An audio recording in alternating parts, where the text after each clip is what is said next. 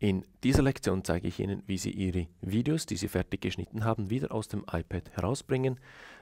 Und zwar habe ich jetzt hier auf der Timeline ein ganz kleines 10-sekündiges Projekt gemacht, und zwar einfach ein Montagethema mit 2 Fotos. Das hat der Grund, dass es bei dieser Lektion jetzt etwas schneller funktioniert und ich dann nicht so lange warten muss. Aber wenn Sie hier einen längeren Film geschnitten hätten, wäre das genau das Gleiche.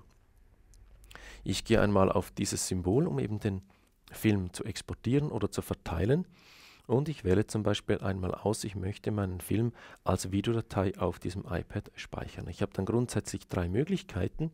Ich kann meinen Film in kleiner Version, in einer mittleren Version oder eben in HD 720 exportieren. Ich wähle einmal HD, das eine möglichst gute Qualität ergibt. Und die Medien werden nun vorbereitet und der Videofilm auf den internen Speicher des iPads geschrieben.